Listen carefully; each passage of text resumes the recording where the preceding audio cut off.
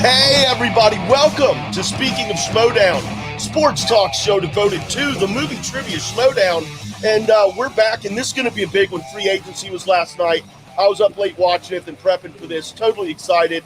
I know I annoyed Frenchie over there with all the talk about it. But let's go around the horn here real quick. We got Frenchie. How's it going, buddy? Hey, bonjour tout le monde. It's going good. What a mind-blowing of a day yesterday was.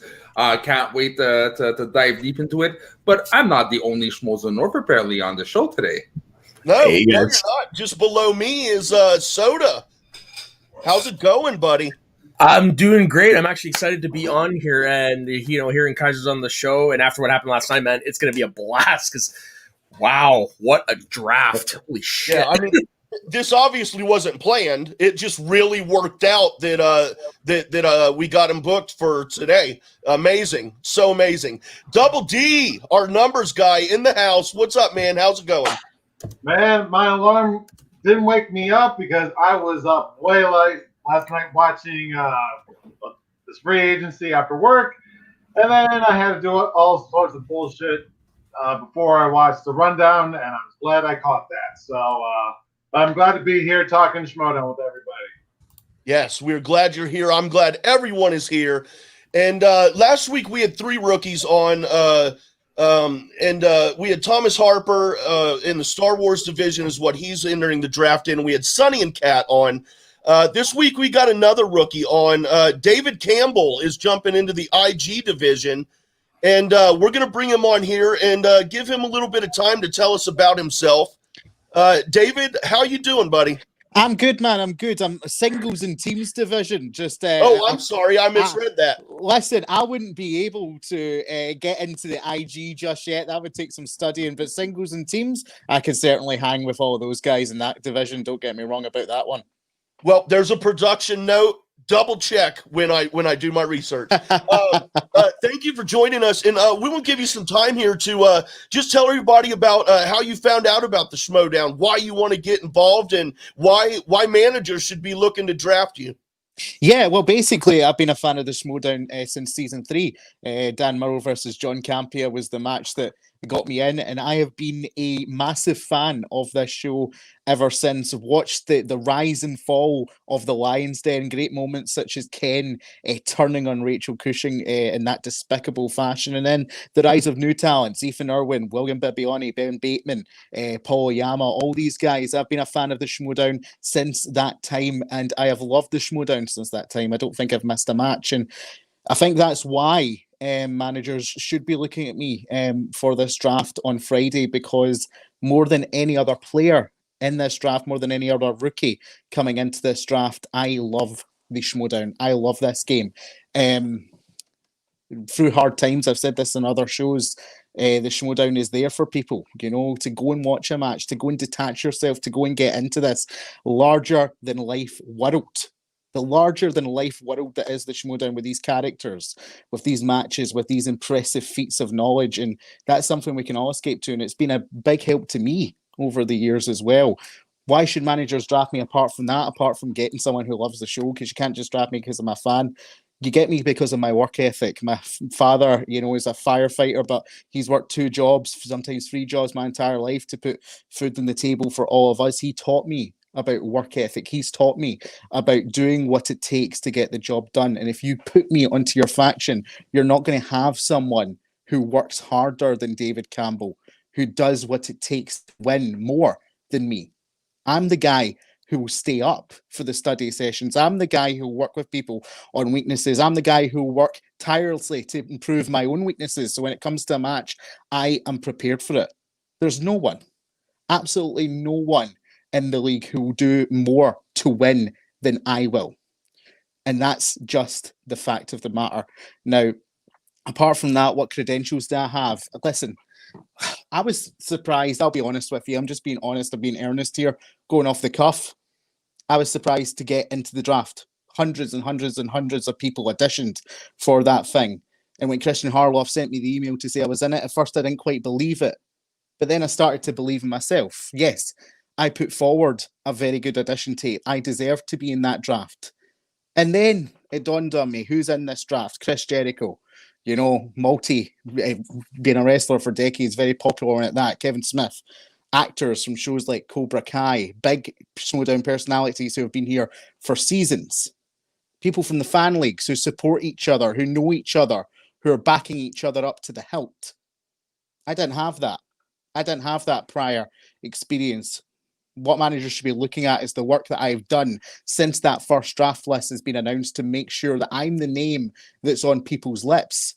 You didn't know David Campbell before that draft list came out, but you know who David Campbell is now. Christian's talked about David Campbell. Managers have phoned up David Campbell. People in the Facebook group have commented my name. And that's due to the work I've put in to give myself the best chance to get into the movie Trivia Schmoedown in the first place. And if I'm trying this hard to get into the league, if I'm staying up these late nights over here in Glasgow, Scotland, to make sure that I get into the league, imagine the work that I'm going to do to win and succeed when I get into the league. It'll be unlike anything you've ever seen before. And my final plea to managers is this. You're going to war. You want me in the trenches. I will be your most loyal soldier, and I will stand tall at the end of the day. All right, well, David, that sounds really intense, and I hope you do get drafted. First of all, it's nice to meet you. So what faction would you like to be drafted in? Listen, I'm not going to close off any options or make any enemies before draft night, my friend. Okay. It's not something I'm going to do. Every faction could offer me something. I'm coming in here as a rookie in every faction. We've seen last night the players that are drafted to every faction, it's level across the board.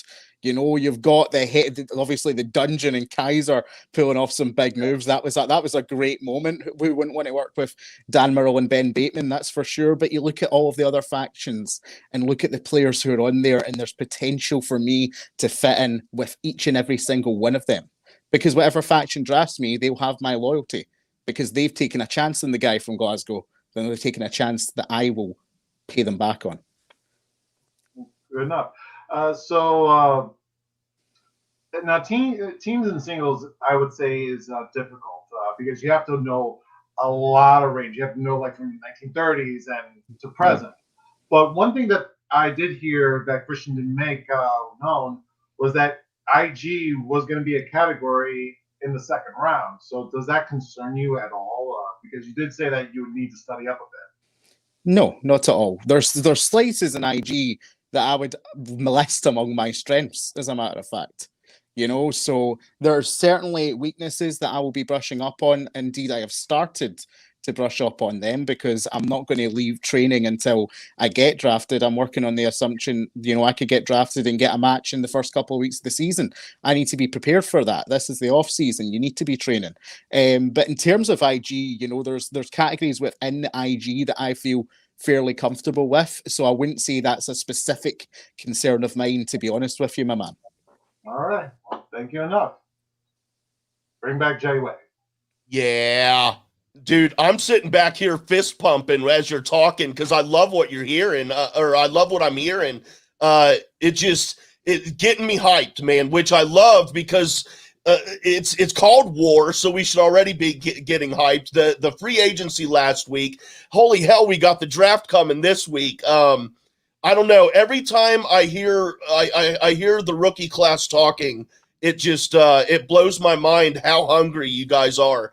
And there's like no, I've not heard any intimidation or fear or anything like that as far as going up against big names like Rokas and Batemans and stuff. I mean, you guys are hungry. I really love it. I really love it.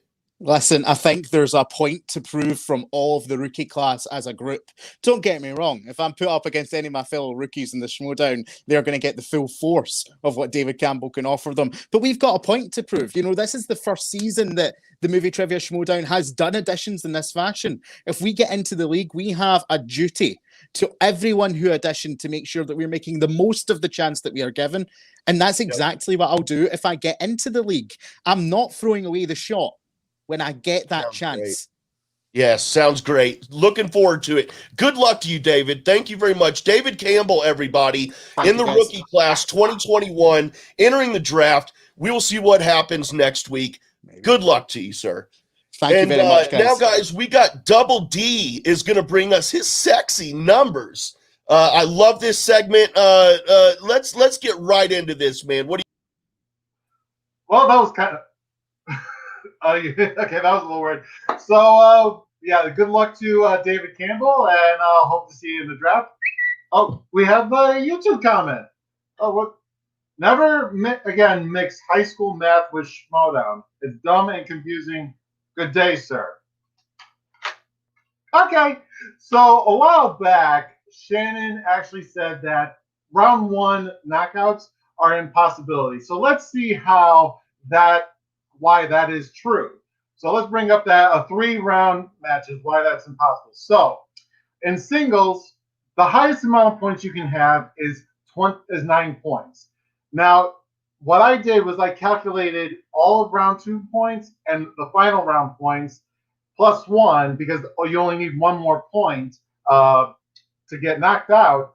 And the difference is, in order to get knocked out in round 1, you need to have both competitors need to have a 27 point difference in singles. In teams, it's a 35 point difference. In Geekdom, it's a 31 point difference, and Star Wars is again 31 point difference. And as you can see, you're never going to get those points because there's not enough points on the board in the round 1 to even consider a round 1 knockout. Now, in round 2, the maximum amount of points that you can earn in singles is 25. The maximum amount in teams is 42. Geekdom and Star Wars is 31, and the knockout difference to qualify as a knockout is 11 points across the board. So that's why you'll never see a round 1 knockout, is because there's not enough points to qualify in a 3-round match. But let's look at 5-round matches. Let's see that. So let's go to the other one. Yes. So you have 9 points for singles, 18 points for teams, and 11 points for Star Wars and Geekdom. The knockout range, the knockout difference for both competitors is 53 points for singles, 61 for teams, and 57 points for IG and Star Wars. In round 2, you are least likely, I'm not saying it's impossible, but it's least likely to get a knockout in round 2 in teams, but it is an impossibility for singles because you would need 37 points across the board, and there's not enough points in singles, IG, or Star Wars. So let's look at the next slide. Now, in the betting round, it becomes a more and more reality for teams, IG, and Star Wars because the maximum amount of points for teams is 45, IG and Star Wars is 34, and the knockout difference would be 31 points. So you do have that. It's a small window for IG and Star Wars, but it's a possibility. But it's more of a possibility for teams because there's more points available and there's a better chance of possibility for teams. Singles, it's impossible to get knocked out in the betting round because there's not enough points. It's the speed round that's where your danger zone is because, again, you have 38 points for singles, a maximum amount of points for singles. Maximum amount of points for teams is 55. Maximum amount of points for IG and Star Wars is 44. And obviously the knockout difference would have to be 11. So that's all the differences that I found. And that's why you can take that off now. So yeah, you can never get knocked out in singles up until the speed round. So and that's why Shannon was right all the time. So all hail the queen. She is all-knowing, all-powerful, and as we saw last night, she knows what she's doing. So I give her top praise for knowing her numbers. So let's bring back Soda. Let's see. Hey, Hey, so what do you think of my analysis? it's pretty top notch and a little over my head a little bit. Yeah. So basically, all you're doing is just taking the points from the other rounds and you're adding up all together. So round 2, you have both the points that a competitor has and all the steals. So from all the steals that are possible, which is 2 points for each question. So you add all those points together. You add the 10 points at the final round plus 1, and that's where you get all those differences. Oh, okay then. Yeah. So it's really simple once you know what you're doing, but obviously when I'm trying to explain it, it's like Yeah. I don't know what you're talking about. Yeah, I've never really been much of a stats guy, even though I do fantasy hockey, and just seeing all the stats was just like it was like, So okay. basically, all it is just the differences in points. So let's say there's obviously there'll never be a score of 37-1 in a round 1 singles match, right? Yeah. But even then, it's still technically not a knockout because it's only a 26-point difference. So you'll guarantee to go to a second round, but you need to get every single question right, otherwise you're out as a round 2 knockout. But in round 2, when you start eliminating points from other people, when you start getting points from both competitors, that's when the differentials kind of tighten. And so obviously the final round has 10 points. You add 1. That's what it takes in order to get qualified at the bare minimum is a knockout.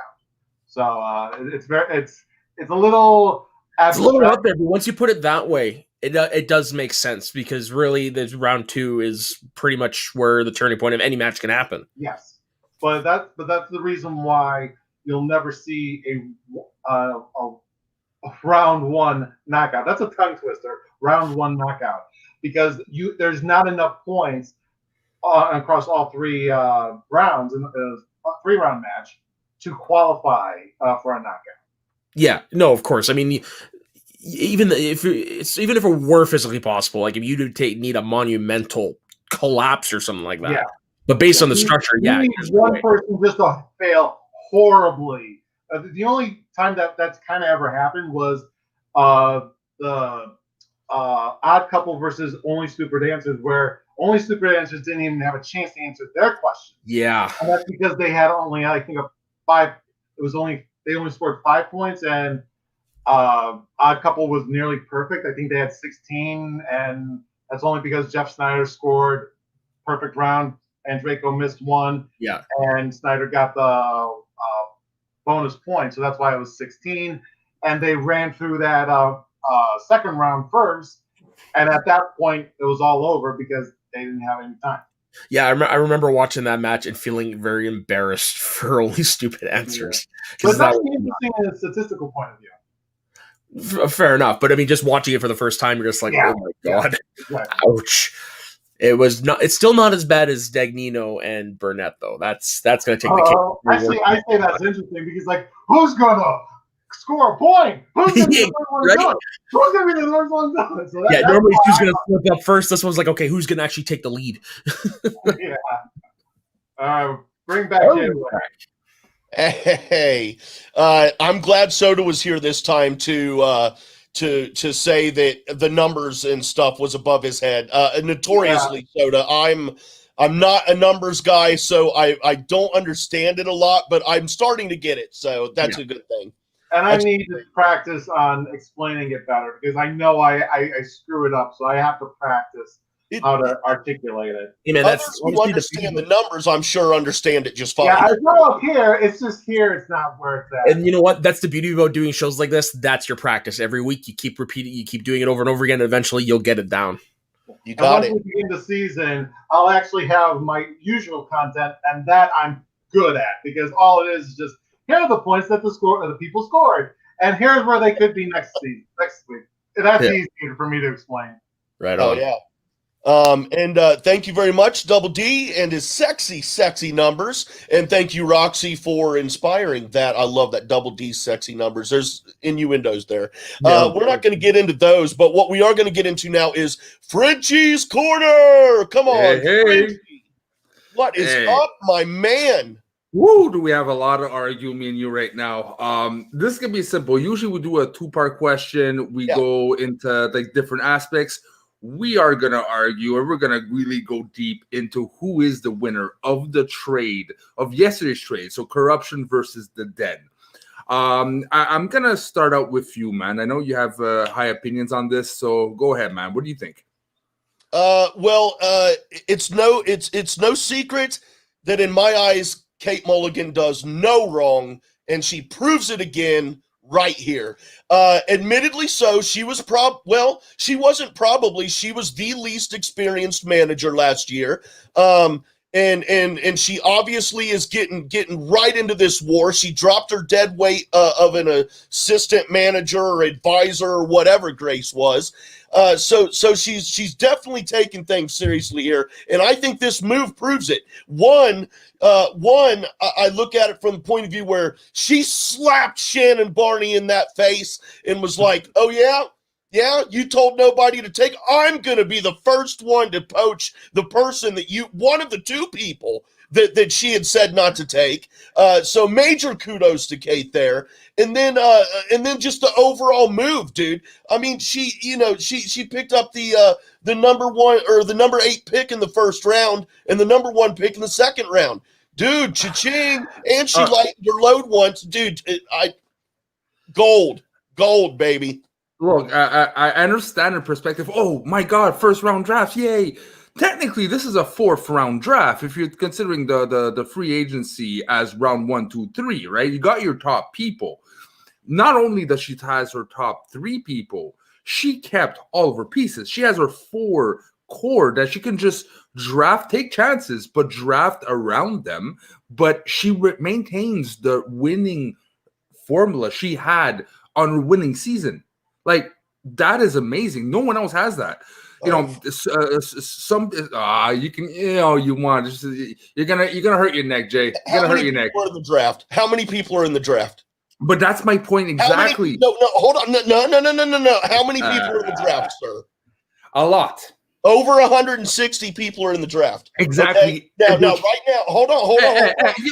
You said your piece. I want to say my piece, bro. All right. We'll listen to you ramble on a little bit longer. Oh, it's better than listening to yours. All right. At least I'm on the winning side. Oh, that's what you think. All right, look. If you already have your core and you just have to build around, you know what's working, and you take chances on rookies, you might find the next Collins instead of concentrating on who can go well with Paul Preston, who can go well with, Kate.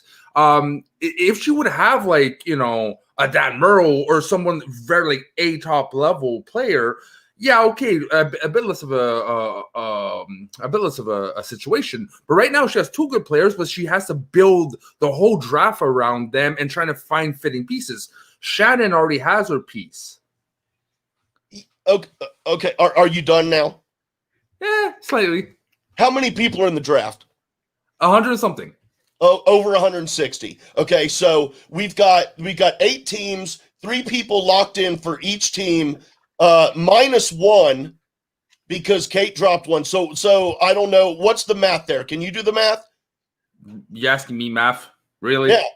No.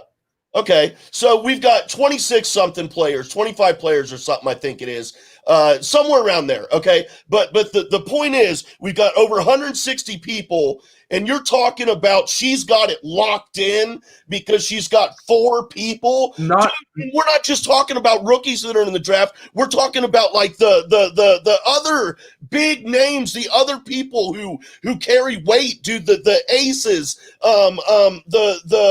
Well, I almost said Robert Parker's, but he was picked up by the Dungeon, so never mind.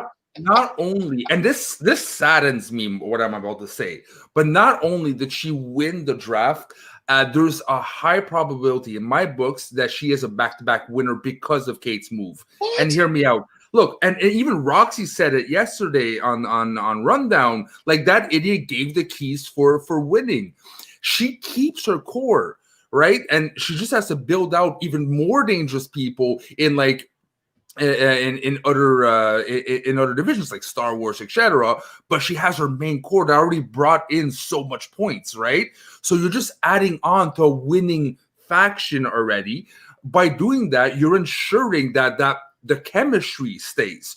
So I personally put it over 80% because of this move. Kate just screwed everyone else and is assuring that corruption's winning. And I hate to say this, I am not the corruption guy, okay? But I am smart enough to see the repercussions of certain actions, of certain trades. And I think she screwed up very early, Kate. Well, first of all, if you're laying all of this on Kate's feet and she's the blame for corruption going back to back, as you say they're going to do, then that would in fact make Kate Mulligan the biggest and greatest heel of the 2021 season war. But that's not what's happening, my friend. Dude, I don't care if Shannon has her 4 core or whatever. She's losing her first 2 draft picks. By the time it gets to her to pick anybody, everybody who's worth it, and I don't say that in a bad way, but everyone who's really going to be the main contributors, the main draws, they're all going to be gone, dude. No, here's the thing. Let's imagine, because people are sleeping on this guy, Jacoby. Let's imagine that they get Jacoby. Jacoby is a beast. It's going to be like probably maybe another Collins in my books, okay? So if you get a Jacoby on a 4th round because people are concentrating on getting the core fulfilled, when she has her core already fulfilled, forget about it. It's over. And even Roxy said yesterday on Rundown that everyone passed on this trade. Everyone. Corruption was going everywhere with it, right? So that being said, the Kate is the only one that went, yes, let's do it, right? Is it a GZ move? We'll see. Maybe I'm completely wrong, but I think there's a reason why everyone passed up, because he saw the repercussions that would ensue by doing that. Oh, ye of little faith! Oh, how dare you discount? I'm an atheist. I'm an atheist. How dare you discount Kate? Roar! That's all I got to say. That reminded me, you know that scene in Lion King when the baby Simba tries to roar? Yeah. No, I've never seen Lion. Well, I've seen it, but I fast forwarded through all the songs, but I don't remember anything. Rewatch it. That roar reminded completely of a young Simba roar. Look, I get roar that I just did. Yeah, it's a baby. It's a baby roar. Whoa! Hold on, dude. This bit, you just made this bit personal, man. You just took it out of the Schmoedown realm, and you just laid it on me and my roar. I mean, now I want to do another bigger, badder roar to prove I can fucking do it. But hey, you got all show. Now I'm afraid of failing. That's what I plan C's, my friend. All right, so look, we'll see. We'll probably have this discussion again to see the repercussions. But I really find that corruption, man, that's the thing. Shannon got exactly what she wanted and exactly what she promised, saying, I'm keeping Marisol, I'm keeping this. She manipulated the situation to have it at her benefit. Kate just did it to really rebuild from the scratch up, right? But it's still a lot of chance put into it, hoping she drafts perfectly. Compared to this, Shannon has exactly what she wanted, exactly what she needs, and exactly what she set out. So that's why, for me, she's the winner on this. Okay, well, I'm an I told you so kind of guy, so I'm never going to say another word about this at all until the end of the season when Kate buries this whole absurd idea of yours that corruption's going back to back, and I will say then that I told you so. All right. Well, we'll see in time, my friends. Anyway, whoever's watching live and on repeat later on, put your comments. Who won this trade pick? We all know it's corruption, sadly, but we all know it's corruption. But just for his sakes, if you agree with him, write it in the comments. All right. So what's up next, my friend? Well, right now we're going to bring Soda and Double D on, and I'm pretty sure they've got some thoughts on what we just talked about too. So we're going to let them express their thoughts on Frenchie's Corner. You want to go first, Double D? No, you go first. Because, okay. So the way I'm looking at it is, as it stands today, Corruption won the trade. However, we cannot truly determine who wins a player for draft pick trade until we see what comes out of those draft picks. Because if you take a look at who is available in the draft, Kate could really change the course of the league. So I say we reserve judgment for that until the end of the season. So it's right now it's Corruption with an actress to be determined. And honestly, this trade reminds me, now I'm going to go hockey on you because I'm a big hockey fan. This reminds me of... Talk about going over my head. So this reminds me of Sam Pollock in, what year was it? 1971 when he drafted Guy Lafleur. Guy Lafleur went first overall. However, Montreal didn't have the first overall pick, and he took a gamble by sending 2 players and a couple draft picks to the California Golden Seals in order to get that 1971 first-round draft pick. So it kind of reminds me of that. Shannon manipulating the system, using her smarts and whatever to get what she wants. Now, hopefully it works out better for Kate than it did the California Golden Seals. So that's why I'm saying judgment deserves to be given later. So right now, again, I'm saying Corruption with an asterisk to be determined. Yeah, I totally agree with you because, Corruption, Shannon got 4 people basically, and she hasn't even been in the draft when you're only supposed to have 3 at this point. So, yeah, you're definitely right that Corruption won initially. And, yeah, there are a lot of people being pulled that are in the draft that, one, we have seen that are great, but there are also rookies that we've never seen. We don't know. I mean, David Campbell, he sounds like he's ready to go. He wants to fight. We had Thomas Harper last week. He seems really knowledgeable about Star Wars. So not just Harper, but you've got all the Dragon Con guys too, right? Yeah. I mean, there is a really big core coming in, but I mean, look who's still available in the draft. You've got people like Jim Vejvoda, you've got Janine the Machine, you've got Laura Kelly, which is going to be interesting to see how that plays out. You've got Video Drew, you've got Winnie Seibold. So I mean, like Kate could really pick some huge hitters in that first round with their 2 picks. Exactly. So I mean, if I'm Kate, I'm probably holding off on Whitney and Video Drew just based on past performance, but I'm not denying that they aren't good. So I just want to say that. And of course, don't forget Mark Riley is all for the draft as well, too. Yeah, exactly. So, but yeah, I mean, I'm totally in agreement with you. But, we'll just have to wait and see what the draft brings us next week. Oh, yeah, 100%. Yeah, that and hopefully it's as entertaining as it was last night because, goddamn, that was entertaining. Yeah. All the twists and turns. And there were several moments where I thought, like, where we got played, they really were going to go one way and it went completely different. Yeah. I was listening to the rundown, and I totally agree with Roxy. I was expecting Andrejko to go to the Stars. Yeah. But when he started playing around, I'm like, wait a minute, is he actually going to someone else? But then, of course, I'm sticking with Roxy. And of course, when Jeff Snyder came on board, I'm like, oh, he's just goofing. He's going with the Stars. Of course, he's going with the Stars. But yeah, so it was definitely entertaining. Yeah, and for me, I would have picked both Merle and Bateman to go to Dungeon. I would have seen one or the other, not both. Yeah, definitely. Yeah, and I can't wait to hear Kaiser on that one. Well, I cannot wait to see it because he's definitely Kate's great, but everything that Kaiser just says is just hilarious. Even when he's being mean to some of the people I love in this program, I can't help but laugh at it. It's like I remember one time when I think Emma Fife booked a match with one of his players.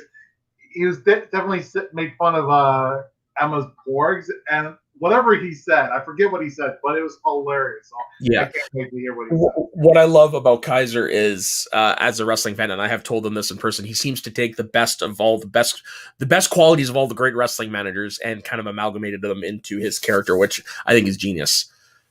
I wish I watched wrestling as a fan in the 90s. But I wish I was, but I just didn't grow up in a household that I loved wrestling. So it's like I just never got into It's a blessing and a curse because I've been watching wrestling since I was a little kid, so almost 30 years. And now I can actually I can kind of see where storylines are going because I've seen the wrestling equivalent. Yeah. Like, for example, when Roca at the Spectacular popped up on screen to ditch Dan, I knew it was going to happen right away because he was wearing an NWO t-shirt. And I'm like, oh, he's going to go Hogan and he's going to turn. Nice. Yeah. We used to watch wrestling every Saturday morning when I was a kid, man. Me and my brothers and my dad, early 80s style. It was awesome. Superfly and all that stuff, dude. It was great. Thank you guys very much for your thoughts there on what Frenchie and I so I almost said elegantly, but we don't know. That's not a word at all to describe Frenchie's Corner. Hell of a lot of fun, though. Yeah. But You guys honestly remind me of Pardon the Interruption, except if you do only one topic. right. And right now we're gonna Soda and I are gonna talk about some free agency stuff that happened last night. We're gonna go down the list and just go through where everyone ended up landing. Kind of give our thoughts on it, and we've got John Kaiser should be in here pretty soon. We'll have him on the show. So until then, let's go over this list, man. It was a hell of a night. Oh fuck yeah! Now, were any of the people that stayed? Were there any that surprised you?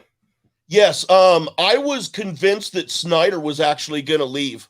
I really did. I just thought, for whatever reason, I thought he was going to pull a complete heel, like he's already heel, but like more heel move turn. And yeah, I did. I thought he was going to leave for sure. See, here's the thing: if he hadn't have won the belt, that's spectacular. I'd say it would have been more than likely, but because he has the team belts, it would have made sense. Yeah. But that was the only one I was shocked that they stayed where they were last year. Now, the one that shocked me, because he retired halfway through last year, and then he came back and stayed with the same faction as Drew McQueen. I was not expecting him to be back at all. Plus, I want to say, the dude looks good. He looked good with all that weight loss. But no, that's probably the one that shocked me the most because he wasn't on anybody's radar. We all thought he was done. Yeah.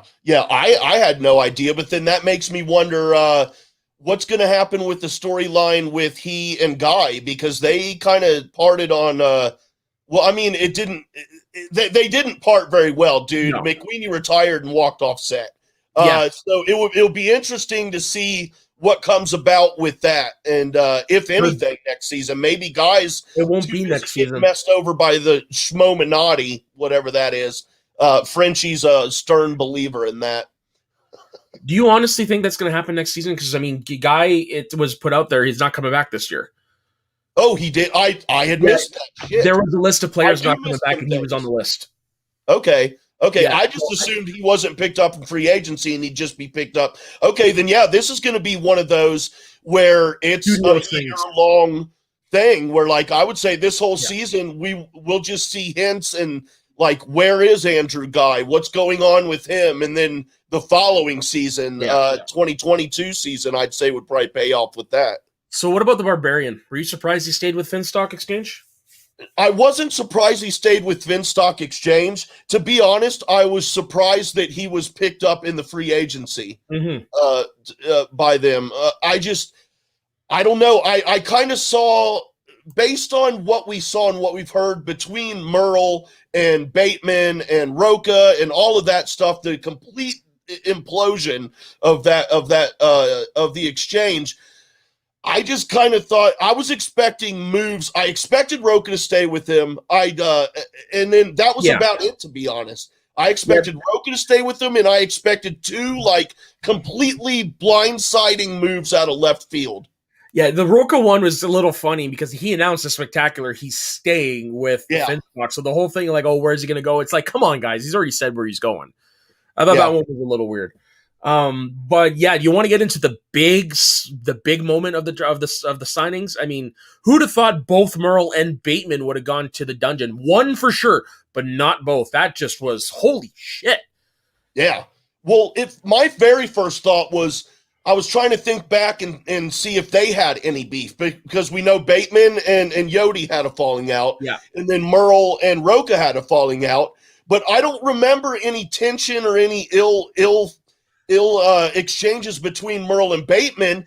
Maybe them playing each other and then them both experiencing that drama of the who's going to manage who. Yeah. Maybe that brought them closer together. And I mean, obviously people are speculating a Bateman and a Merle team. Yeah, I was going to ask you about that. What do you think about that? Because, I mean, it's come out since last night that, Harloff's not a fan of that idea. I'm not either, to be honest, and I don't think it's going to happen. I think it's an obvious move but I just don't think it's going to happen. I think it's too obvious. I think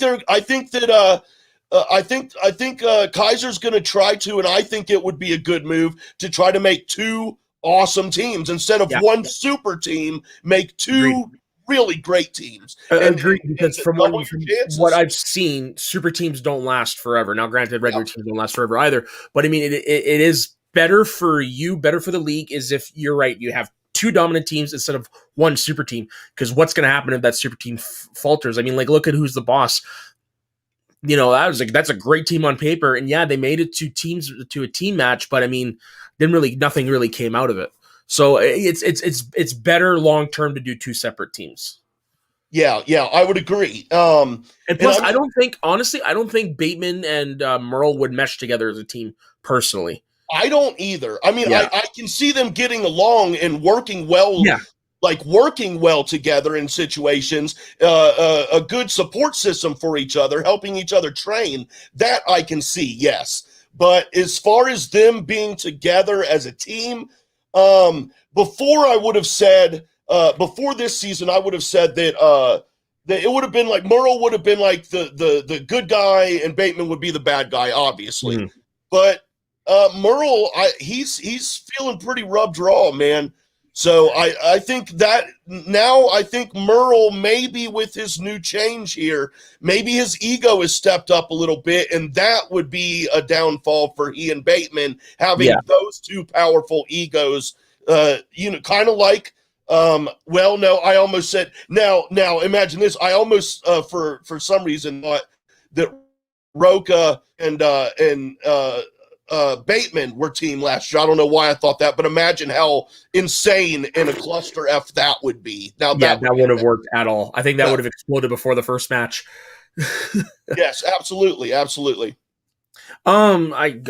had a thought that was in my head and it completely fucking disappeared. Oops. Oh, I was going to say, the thing is you need someone to fill in your gaps. And for me, like, I know their strategy towards how they prepare for the game is different, but their strengths are too similar. I'm referring to Bateman and Merle, of course. You need someone to fill in their gaps. So that's another reason why I don't think it would work all too well. What about, they've got Parker too. Here's the thought I had in my head. I could see Merle going Stone Cold Steve Austin, because here's my reasoning behind it. Stone Cold Steve Austin, nobody wants to boo him, even though he has heel tendencies. Now we're seeing that Merle's coming in with a chip on his shoulder. He's pissed off. And as he said, the monster was unleashed. So I could see him doing heel tendencies, but being a face while doing it. Yeah.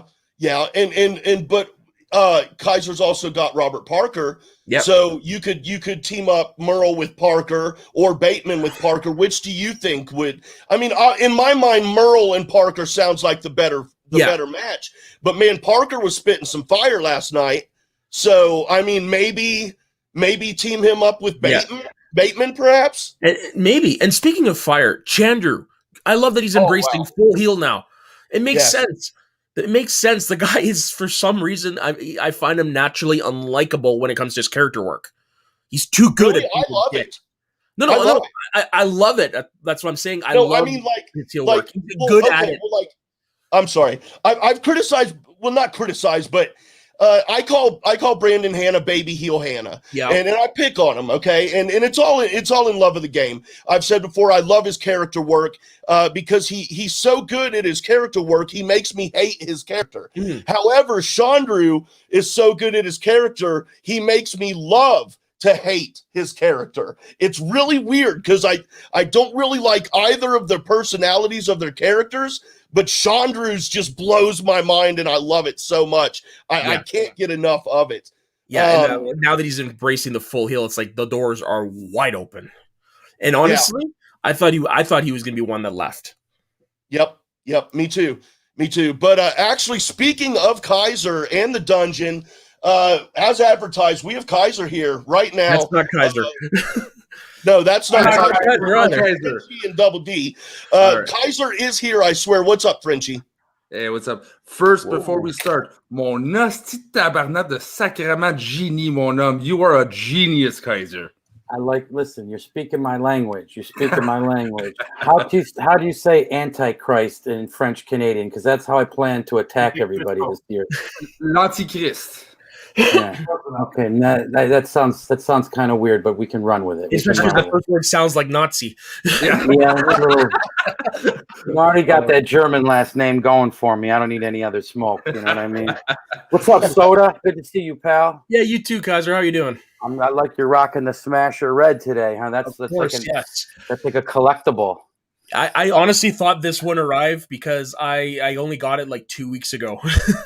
Now, Double D, what's the D stand for? Hot dogs? Are you like 2 at a time hot dog guy? Is that your situation? It's whatever you want it to be. All right. Good answer, Double D. And I see my man Wade up top. Wade, thanks for having me, brother. Yeah, man. Thanks for coming on.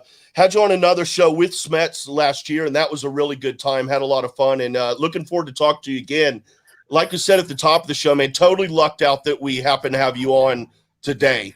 But you're a big time wrestling guy. I'm a big time wrestling guy, so we kind of see things through the same telescope, you know. Well, I do enjoy wrestling. Yes. Baseball is more my thing, but I do enjoy the wrestling. But real quick here, Kaiser, you aren't aware that this was going to happen, and we're not ambushing you with anything. Don't want to scare you off. Last week we had some rookies on to highlight themselves, tell a little bit about themselves.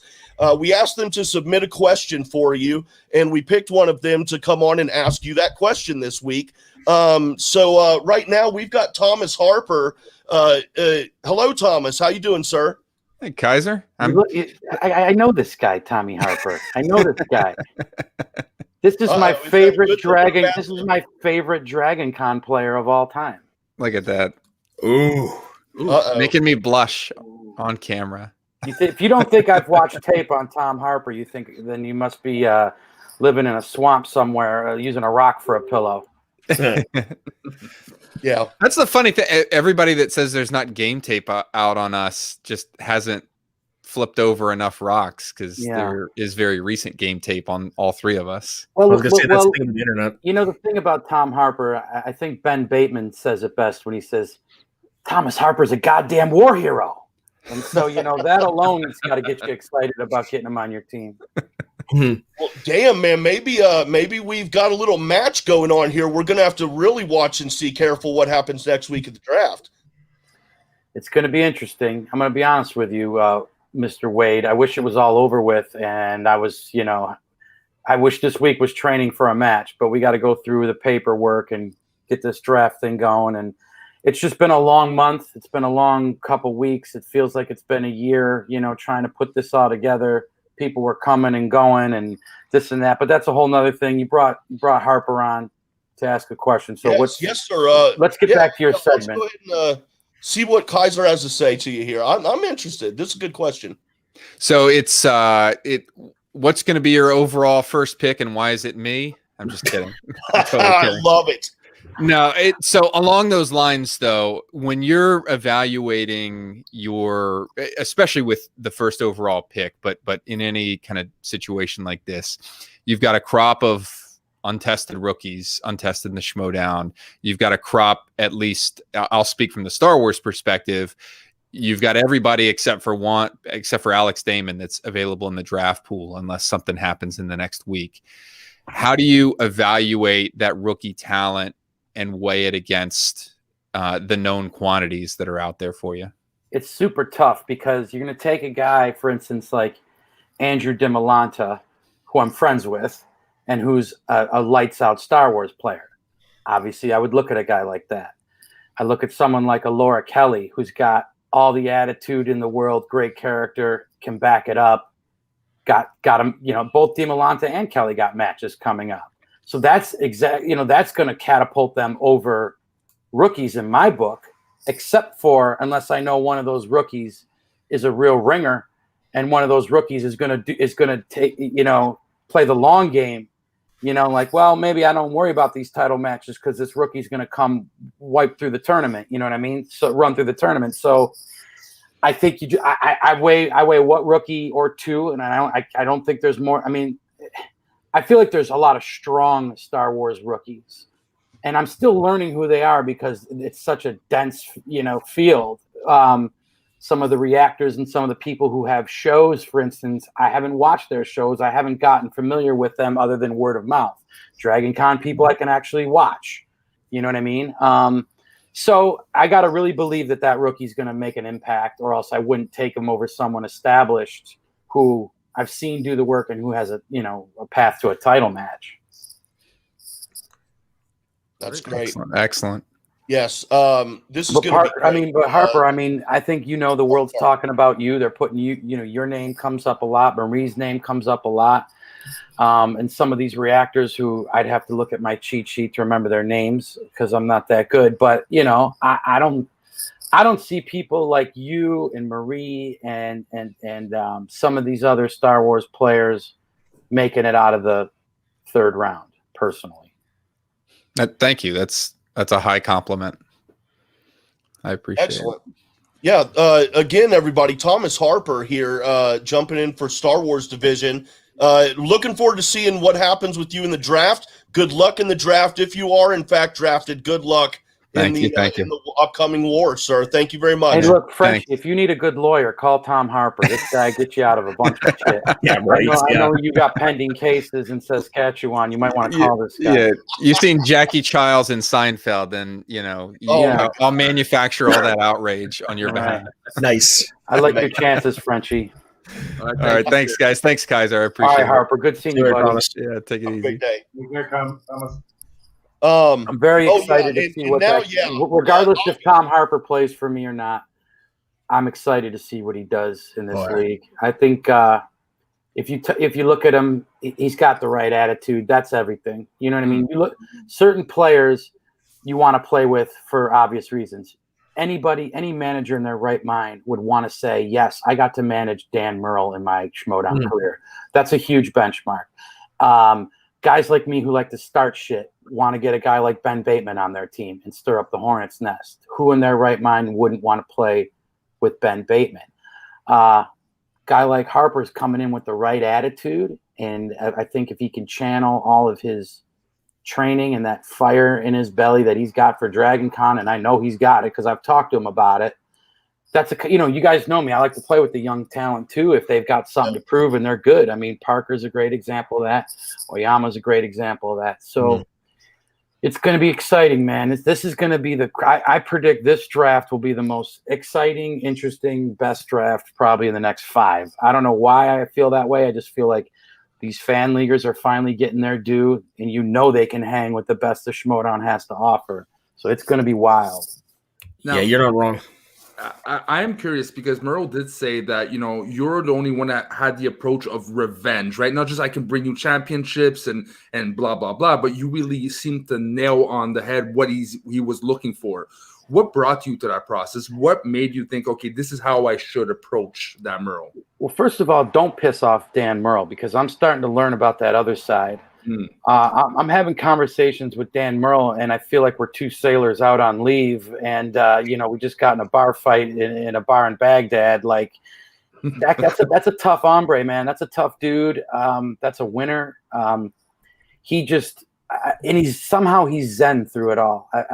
He's just a zen individual. If you watch his show, All My Movies, that guy talks movies more natural than anybody I've ever seen in my life. I think he's one of the best film critics on the planet right now. And critic and I don't even like using the word critic. I'd like to say film savant, because Dan's show, what separates his show from a lot of people's shows is it's just a conversation, right? Soda. It's like hanging out with your buddy talking movies. That's the thing. And I know you guys get it. The Canadians get it because you guys are very, pub kind of hangout kind of guys, This guy, and so to me, his approach to his work outside of the Schmoedown and his approach to the game, he's tough as nails, but there's a certain zen there. And it's an honor as a manager to have a chance to roll them and win with them. And so that said, to get back to your original question, the man had vengeance on the brain. You just don't not show up for Dan Murrell's matches. You don't just kick Dan Murrell out of a faction. Yeah, no kidding. And truth be told, he's he whispered in Smetz's ear, have Kaiser give me a call. I haven't signed with anybody yet. And, at some point I was going to call the guy, and I had conversations with other people about that. But you know, I'd say Smets kind of flew the Smets signal out there, like, get on the phone with this guy and let's see what time it is. And so, you know, Bateman was kind of touch and go for a minute. There were other people making him offers. Once I felt like I had him, you know, you guys know he was more of an advocate. He wanted a strong partner. And what better people to put together than the two people who want to kick, you know, Finstock and Roca's tail in. So, you know, we'll take it easy on the Barbarian. He's sensitive. We won't throw him down the stairs. We'll roll him down the stairs. But you want to talk about putting two guys together with vengeance on the mind, ex-champions, and they got a vendetta. And I said, well, what better place for these guys to come, you know, execute that plan than with me? Now, me and Ben Bateman we're friends. You know what I mean? You know, so I told him point blank in the beginning of this free agency, you know, he's like, well, I'm thinking about this person, that person, and you. I'm like, go fucking play with those other people. I don't give a shit. I'll still talk to you tomorrow about, you know, what's the best Metallica album. So, you know, it's like, it was a very frank and I think being able to talk to Bateman as a friend, in addition to being a manager, it kind of helps sway him. And I hope it's going to help, you know, put him and Dan together. It's going to be interesting to see how these guys play together. I mean, you know, look, everyone's name it's right now, we're all just names on a piece of paper. And all we've got is this person scored this many points and this person's accuracy rate and this person was an ex-champion. That don't mean a damn thing when the questions start rolling and the clock is ticking. On your best day, you can be the best player in the league and get beat by someone who's a pretty good player and it just went their way. So I'm not out here to try and say, yeah, I'm some kind of super freaking mastermind. All I'm out here to say is I'm a manager who put two badasses together with my boy Robert Parker, and I think that gives me a damn good shot at a faction title. I promised everybody we're gonna have a hell of a run. We're gonna if we all play together, we will win a faction title. You know, I didn't promise anybody friendships. I didn't promise anybody was gonna be going to picnics together. I said I will get your revenge, and hopefully we'll get that faction title along the way. If you don't think Parker's got a chip on his shoulder, he wants to murder everybody in the IG. So it's just the right cocktail, boys. Yeah. I'm a Ride the Lightning fan myself. Master I was Puppet. about to say kill them all. I love how all three of you said different ones. Isn't that just that embodies the beauty of Metallica? Yeah. And But no one will say reload. No one. No. I got a follow up for you on something you just said, Kaiser. I just want a clarification. When you say Bateman and Merle working together, do you mean working together on the faction, or are you maybe saying that you plan on teaming them up in teams? I think I'm absolutely planning on teaming them up as teams. And a lot of that, you know, look, Bateman was very vocal. I want an elite partner because I want a chance to win the belts. If I don't have a partner who I feel is elite and can hang with me, why am I even in this, you know, teams division? You know, I know what I'm going to go out and do in singles. He told me I'm going to wreck shop, but why would I even get into teams if I don't feel like I've got a chance? And so, you know, I was trying to put you know, because truth be told, I felt as though I had Bateman. Look, when he was talking about all that Finstock shit, I was getting a little nervous. Like, is he really like? Because I don't know what Roca's whispering in his ear, and the Barbarian I know calls him 6 times a day. And so maybe in the last minute he was going to pull a bait and switch, but I thought I'd had him. And I said, well, there's only 3-4 people you can put the guy with who are available. And because I knew you weren't going to get a guy like Oyama to leave Lon and come back to the dungeon, at least not this year. I think that's in the cards. Maybe 2023 on Paul's revenge tour, we can get him back in the dungeon. But I mean, it came down to this. Merle reached out to Ben. And I'll just say this. They did some work over the phone, and they crunched some numbers. And they said, you know what, this might be the way to go. And I think they mutually, once both of them knew I was interested in signing them, they took the ball and kind of ran with it on their own. And what happened on that phone call, it was a 2-hour phone call. From what I hear, I wasn't on it, just seemed like magic in the making. You know, that would make any manager happy going into the 2021 season. Now it's on me it's on me to train them and get them ready. That's all I can do right now. So this is what I'm curious to know. So we're going into our second Schmoedown draft. What is the biggest difference for you? I got a knock at the door. Oh, good. What's up? Why did you follow me on the clubhouse? Oh, the clubhouse. All right, we'll talk about clubhouse later. Hi, everybody. There's this new app called Baby Heel bringing you a fresh cup of coffee. I don't know if you know about this. There's this app called Clubhouse that a lot of people are on, and it's like almost like they're like TED Talks. They're like, but they're like conversations where like you could be in a room with like people who have mutual interest in you. Maybe it's the music industry, maybe it's pro wrestling, or maybe it's I don't know, book club of the month, whatever. But you find like high profile people. So like friends of mine, like DJ. Oh my God, why can't I just? A lot of my music industry friends got me on it. But either way, it's a really cool app where you can share ideas with people. It's like networking, but I'm not here to talk about that shit. What were you asking me? No, I was gonna say like, so we're going into our second Schmoedown draft. What is the biggest difference for you going into this one as opposed to going into last year's?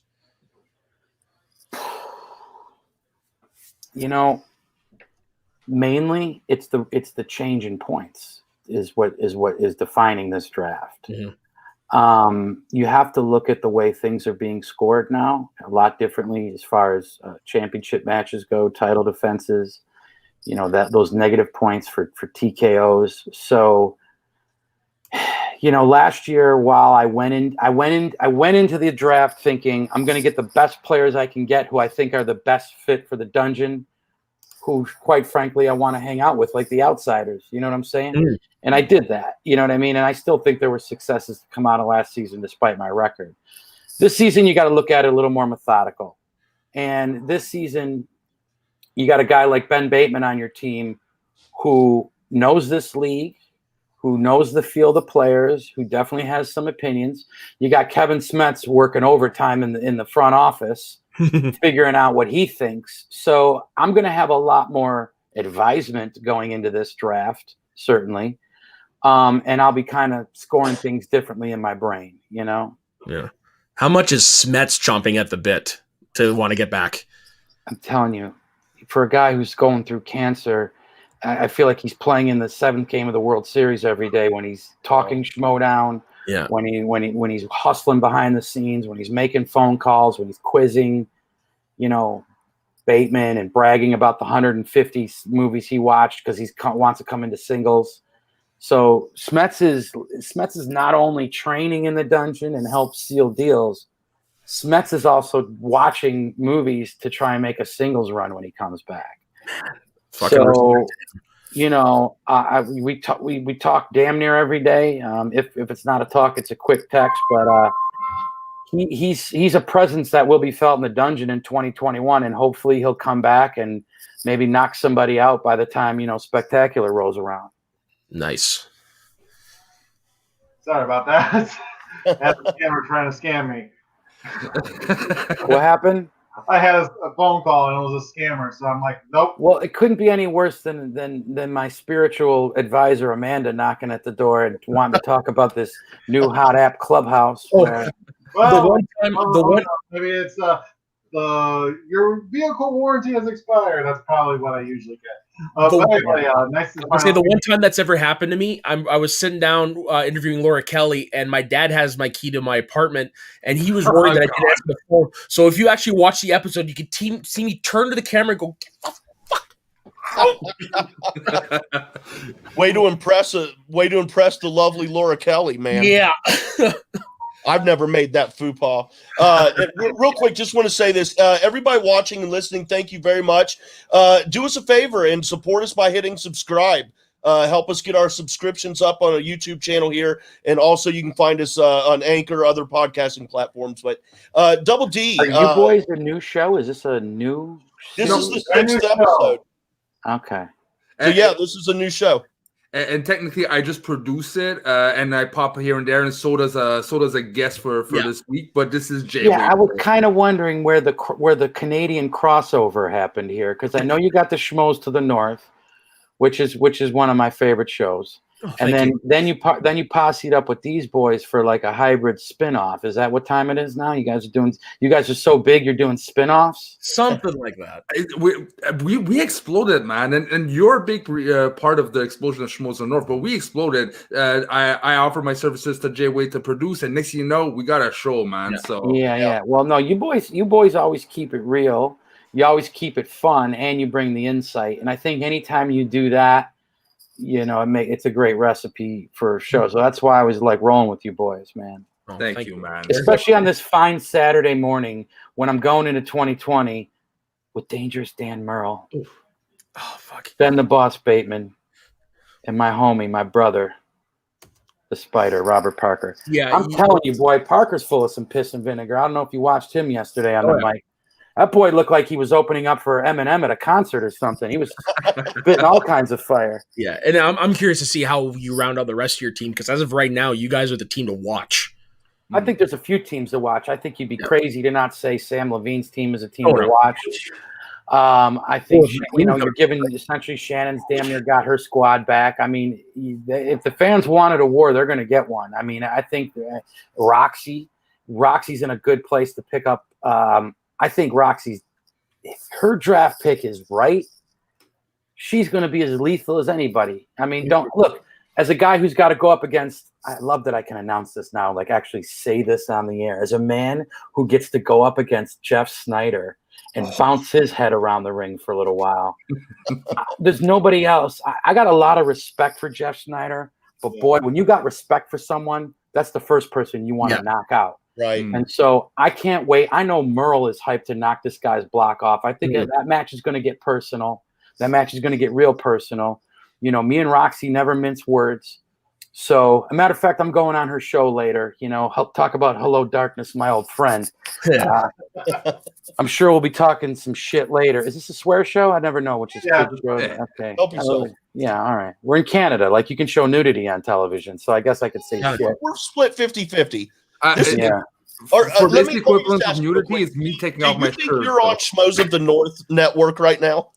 Where are you based out of, Wade? I'm in Ohio, What part? in the States here. Dan's in Illinois. And then, these two cats up here, I've known them for about a year now, doing through Schmoedown and stuff. Wait, what part of Ohio? Just outside of Dayton. Okay.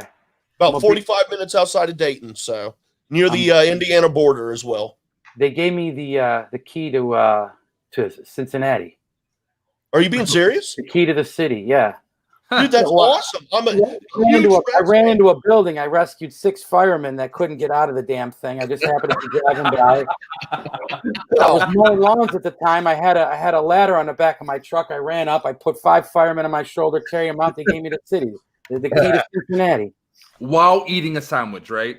Oh, well, I had to put that down, French. Oh, okay. Dude, damn it, you totally had me. I reached over, I grabbed my Cincinnati Reds hat. I was about to show it off. Like, dude, I love Cincinnati Reds. I can just picture it now. Kaiser just standing there with like 5 people just clinging on him, and he's just sitting there like this, like that famous Andre the Giant picture. Hey, if anything, Soda, we got the through line for Backdraft 2. I think we could go to work on the script. Yes.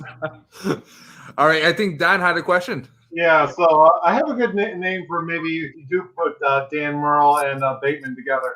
The Reapers. I think that would be a good. But The Reapers. Yeah. My question is what made you want to be involved with the Schmoedown to begin with? That's I get asked this question a lot, and I'll try and be concise-ish. A lot of people know that Christian Harloff and I have known each other over 20 years. We went to the New York Film Academy together, which was a bullshit podunk film camp at UCLA's campus where we lived in the dorms, shot 16 millimeter reversal film. Same film they shot the Super Bowl 1 in, I think. Same film they stormed Normandy with, for sure. On Bolex cameras, same cameras they used in Normandy. No bullshit.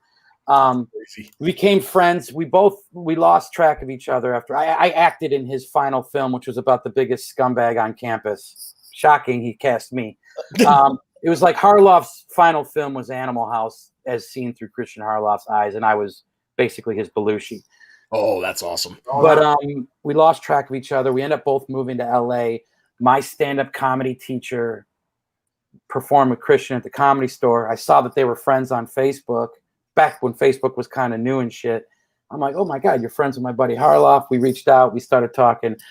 We connected after like 10 years. I went and watched Schmoedown season one match. I'm going to say season 5, 6, I don't know. Sat in the studio, went and had beers with the boys. Didn't see Harloff for another 2.5 years.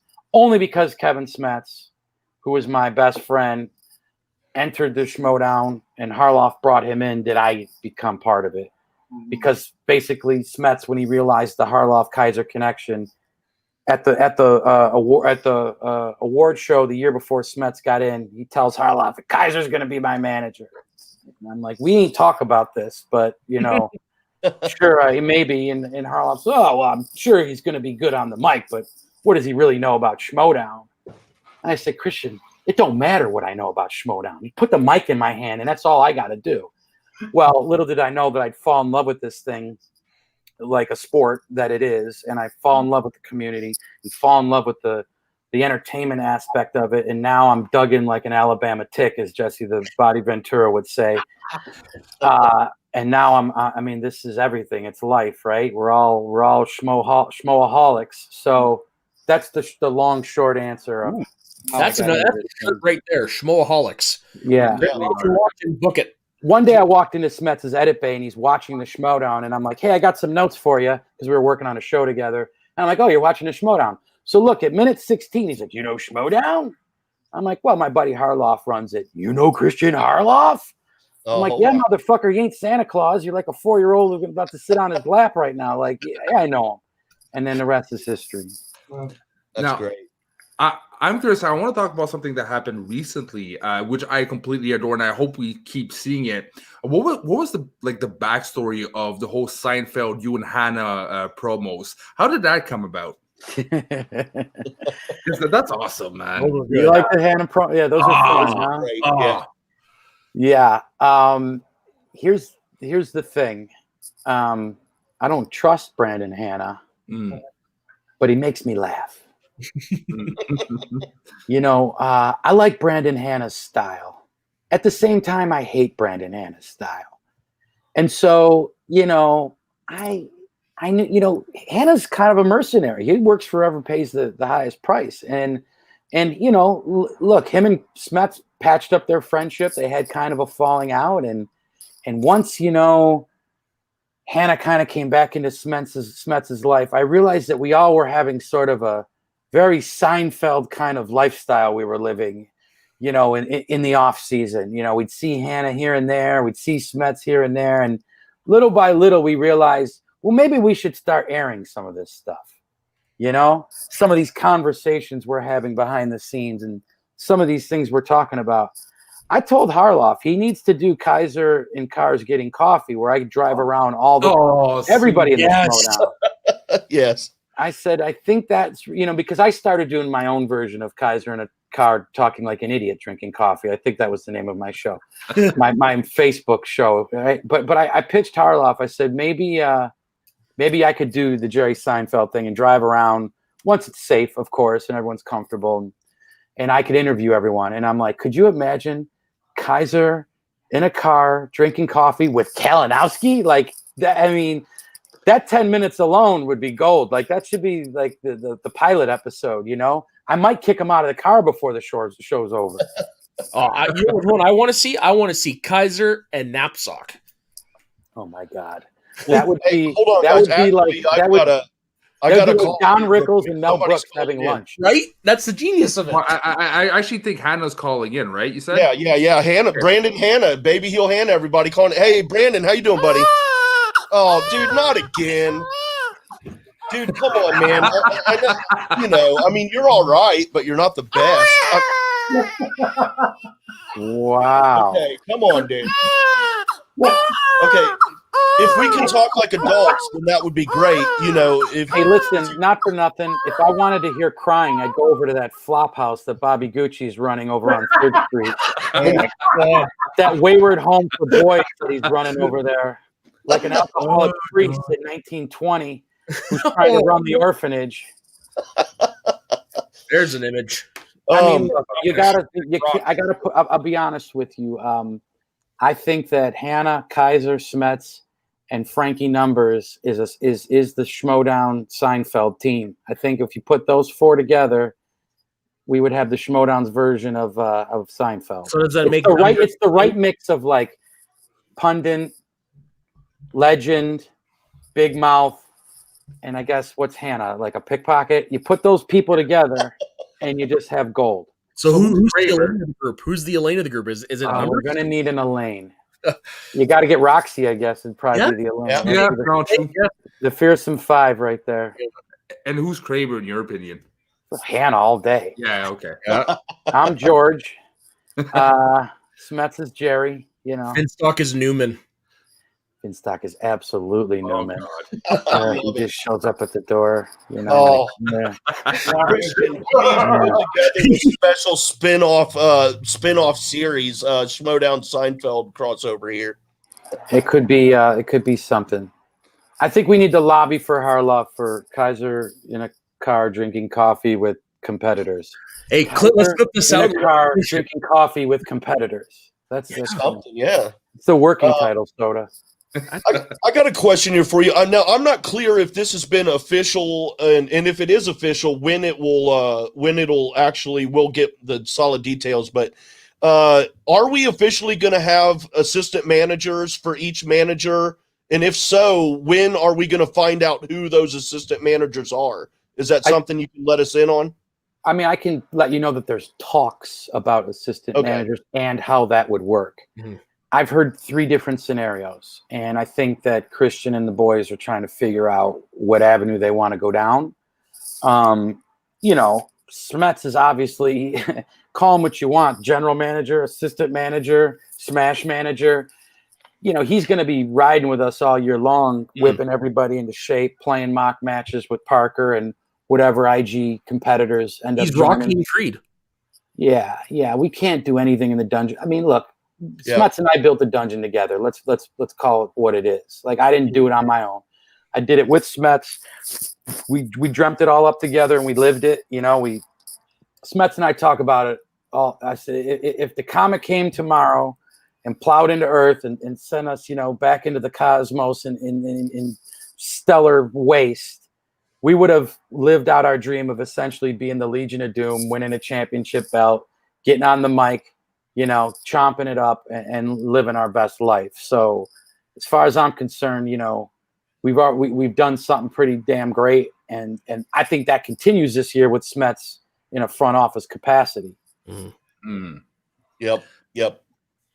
But as far as assistant managers go, I can tell you who I would love to have. If I had it my way, if I could sign an assistant manager tomorrow, and it was like, because I don't know if it's going to necessarily be one per team or how it's going to work. But if I was able to sign an assistant manager, the first person I would call is Jay Washington.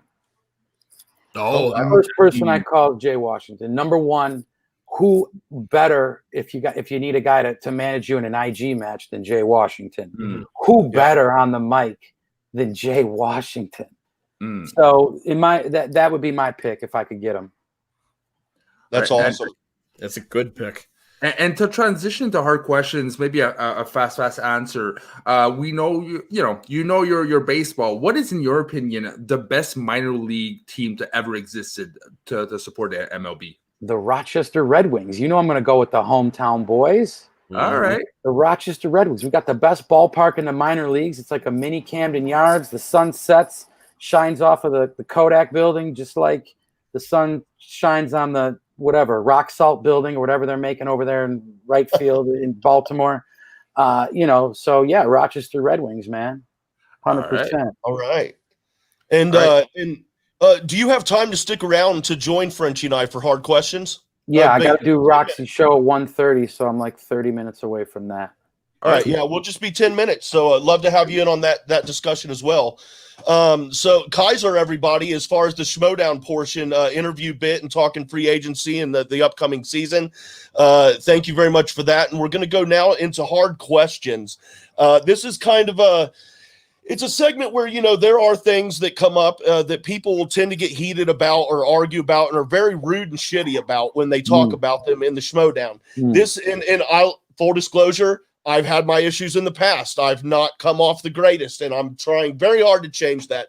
This segment is one of those steps toward that, where we have civil discussions about important things, stuff like that. But this isn't so much a hard question, but it is something I've been thinking about. Now, when Christian first mentioned the thought of having minor league for the Schmoedown, I had thought about this, and with him making some announcements more about it on Let's Get Ready Network this week, I thought, okay, this is a good time to bring it up, especially with you being here, Kaiser, and you being a fan of baseball. I've been wondering. Now, I don't know how this would go over, so this is a what-if type situation. I don't even know if they would want it. Here's the good news. By the time you finish asking a question, it'll be Easter, and Frenchie will have a bunch of chocolate in his basket. All right. I just got bitch slapped by Kaiser live on air, and I love it.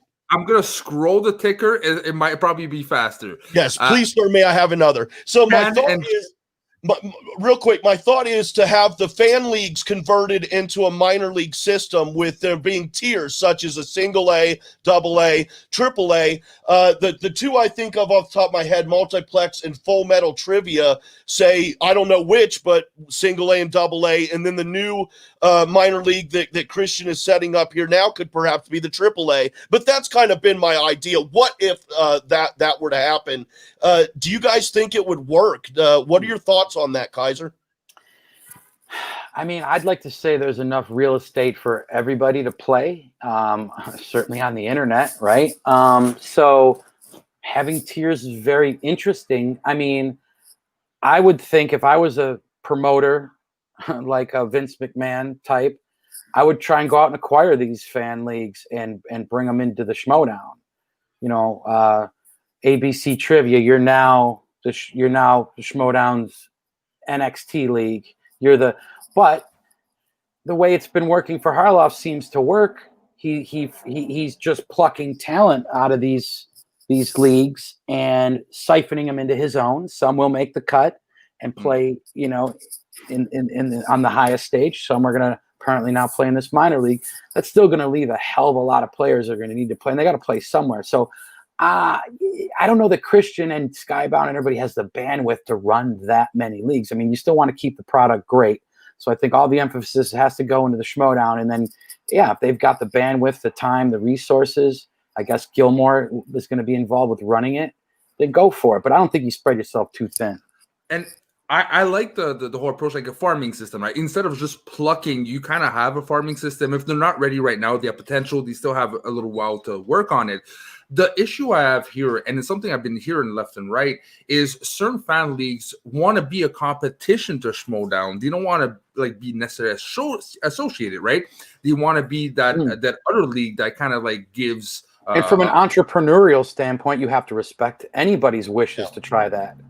But there's so many fan leagues out there. I wouldn't be surprised that one of them that is open to be like, hey, we want to be associated, and we don't mind being the rookie league to farm you people. I think it's possible, but more over down couple years from now when it really explodes. Right now it's exploding. It was on the verge of really exploding on 2020, but COVID did this. But now it's on its way back personally to what it was supposed to be in 2020. I say around 2 to 3 years, we're going to see at least 1 or 2 farming systems. But let's hope, right? Because it's cool having to pluck here and there. But there is something to say about really, giving the philosophy of Schmoedown and educating it for a couple of years around, and then they're ready. Oh man, that's Frenchie. One thing you're considering too that separates the Schmoedown from any other trivia league is the character work, the entertainment, and the stories. And so, while some other league may not want to lean into that, well, I see you're drinking the small soda today, Frenchie. Good for you. There you go. That's good. That's good for your blood sugar. While other leagues may want to have just straight up competition and maybe not lean into the entertainment value aspect, God bless them. Go run your thing. The Schmoedown is a unique thing because we blend sports and entertainment. And so I think no one will ever do it better than us from that standpoint. So, you know, I think it's a different product because I don't see too much, and maybe I haven't watched enough matches to know, I don't see too much character work in those minor fan leagues. Sorry. So, Yeah. and I'm not saying everybody has to be a character, by the way. Right, you see right. the Schmoedown all the time. Yeah. People kind of just go which direction they go. But I think you could be hard pressed to find the unique crop of people. Harloff has the capability of putting together, number one, because he knows so many damn people, and you know just what he pours into how we present ourselves from an entertainment standpoint. Yeah, it makes sense. I feel like that this is his baby, right? He ride or die on it. It's very easy to mess up if you like say expand too fast, too quickly, too big. But I still believe in around 3 to 4 years we're gonna see a type of farm system instead of trying to always find rookies. Because after a while, this worked. We got 160 rookies possible for draft. But after a while, you know, things might dry up a bit more. There's only so much you can get new people. There's only so much time. There's only so many matches. There's only so much, you know, it's just, look, the fact that he's doing 3 matches a week or whatever the hell he said, I forgot. I got to look in the thing, you know, it's going to be amazing. So I'm probably going to need an assistant manager, especially if I'm, you know, getting hired to do the day job. I'll just put it at that. Yep. Before we wrap up here, I've got one more quick hypothetical off the top of your head question that concerns what we just talked about. Say there was a minor league tier system, and you've got AAA is the one right below the big show. Now, you being the manager of the Den, say you were given charge of picking who would manage your highest tier minor league team, AAA team.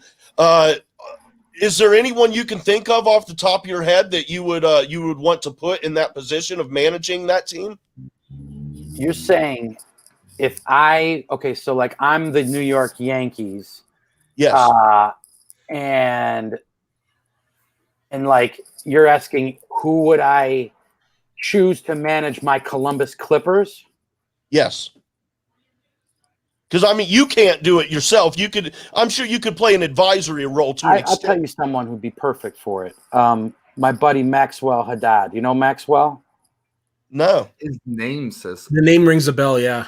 Did you guys during the Smash-a-thon, the guy who called the match with PJ Roker versus? Yeah. Okay, you know Maxwell? Yeah. That dude is a badass. He's first of all, he's super trivia literate. He's great on the mic. And he's a hardworking son of a bitch. He works in the theater industry. So that dude would be my choice. Look him up. Follow him on Twitter. Maxwell Haddad. Yeah, he's a good buddies with PJ. Yeah. I was gonna say, he's on the Camel Network. Yeah. Awesome. Yeah, and hey guys, that's actually going to do us for today. Great show, everybody. And as we wrap up and roll out here, Kaiser, you want to tell folks where they can follow you at? Anything else you'd like to plug? Anything you got going on? I know you're on Gucciverse quite a bit. Yeah, I'm basically you were alluding to something about people, having opinions and people kind of like, hot topics and things that get people fired up. And I want all those people to know that going into 2021, any opinions you have about the dungeon, about me, feel free to express them. It's a free country. Say what you want to say about the dungeon. And when you're done, you can cram it all up your ass because we're going to have a faction title. And I plan on escorting my boys into a revenge tour. I can't wait to get into this draft. I got my eye on players of Schmoedown past. I got my eye on a couple people who are coming from the fan leagues. You know who you are. We've had conversations. I got my eye on a lot of people. This is going to be a fun draft. I can't wait for it to be over because, quite frankly, I just want to get – well, I've already been training, but I want to get down to the training with everybody. Mm-hmm. So I'm excited. I'm fired up. I've had way too much coffee this morning, and I love you guys. Have me back anytime. We would love to. And watch me on the Roxy Stryer show, whatever it's called. Coffee with Roxy. I don't even know what she calls her show. Yeah, everybody go over there and check that out. Kaiser will be on with her here shortly, so be sure and check that out. Double D, what do you got going on, buddy? Want to tell folks where they can find you at? You can find me on Twitter at Dan Dolinsky. Simple as that. My pictures for my sexy numbers will be there shortly later today, so check that out. And Soda, one of the Schmoes of the North, our special guest co-host this week. Yeah. Thank you very much for having me. This has been a treat, and especially to be on with the Kaiser, man. I love you, Kaiser. You are one of the best. You really are. You can find me. It's always fun when you guys bribe me in that colorful Canadian money. Oh, of course. You know what I used to do with all my Canadian money when I'd leave Toronto after like a Pink Floyd concert or something?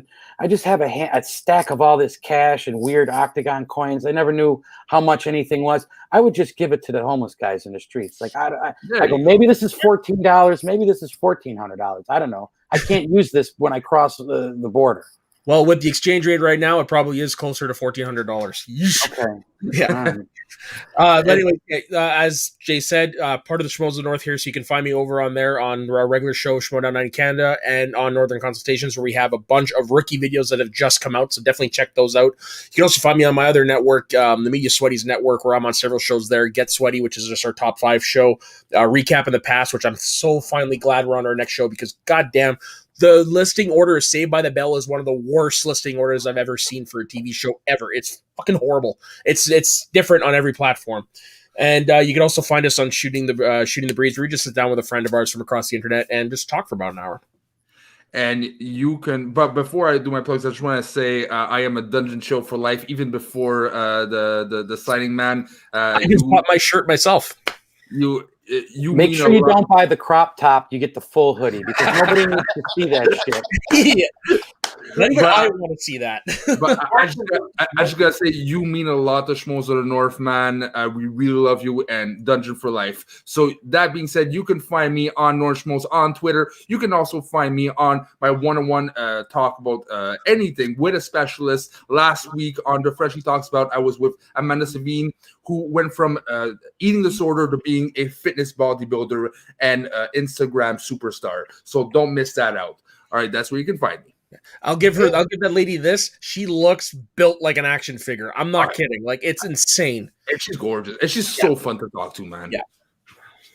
Awesome. All right. I'm gonna have to check it out. I like gorgeous women who are fun to talk to. I wish I could meet some in real life. But y'all can find me on the Twitter at JWade1134. That is the letter J, WADE1134. You can also follow the Jcast Network on the Twitter. And please be sure to subscribe, like, notification bell, comment, all that good stuff.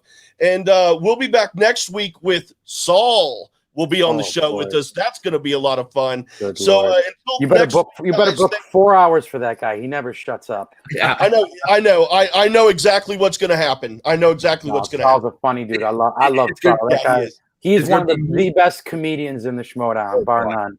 Bar none, one of the best comedians in the Schmoedown. Still hands down, his "shit, the dog took the bacon" is one of the funniest lines I've ever heard. Yeah, he's special. Yes, hell of an entrance for his personality to make into the world. But until then, guys, next week when we have Saul on, thank you again, Kaiser. Thank you to my producer up there, Frenchie, Double D, and his sexy numbers, and of course, Soda from Schmoes of the North. And until next week, guys, be safe.